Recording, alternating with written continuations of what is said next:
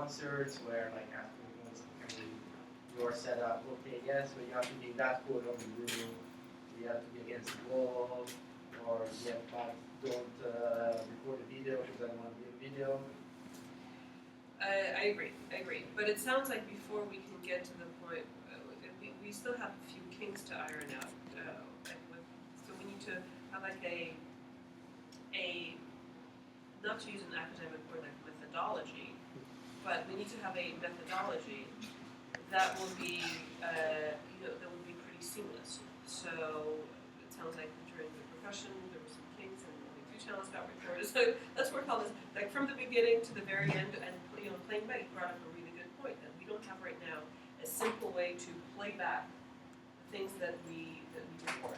So having some tools in Golan.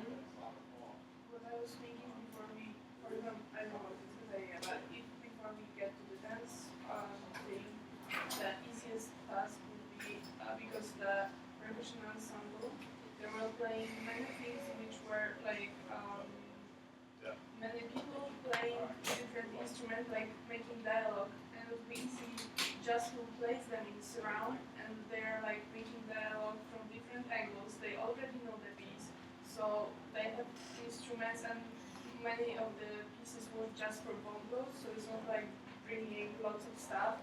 And I'm thinking maybe we could just invite them someday to Dolan, place them around as we want them to be in the places, and just record the simple percussion piece, which would be kind of easier than dance, but then we could like try what we had and if it does work or where to go. Mm-hmm. Yeah, I think that's right. So I agree that we need to have control over how we place the tools right out.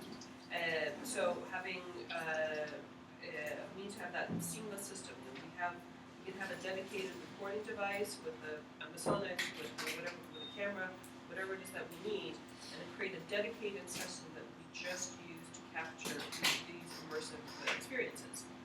And then have the complete workflow all the way to the end where we take the recordings and then we have a simple way of listening to them collectively.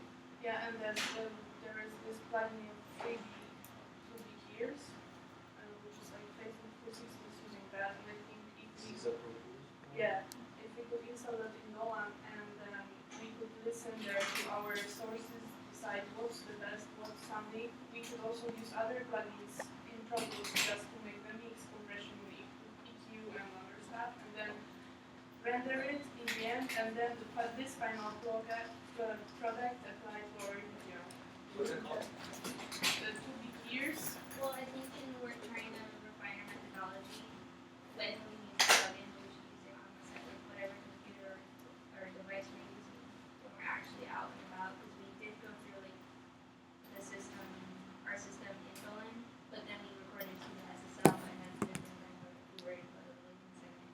So I think we should just practice or like really refine it with like the Zoom recorder or the sound device, and then trying those other aspects.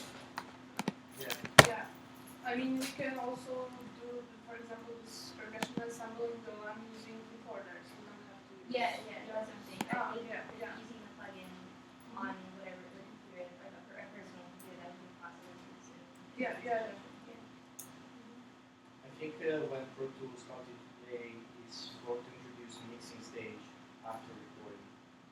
So that may be something that we are starting to experiment when we add spot points. And Sonics also, if you want to reproduce Sonics and actually listen to it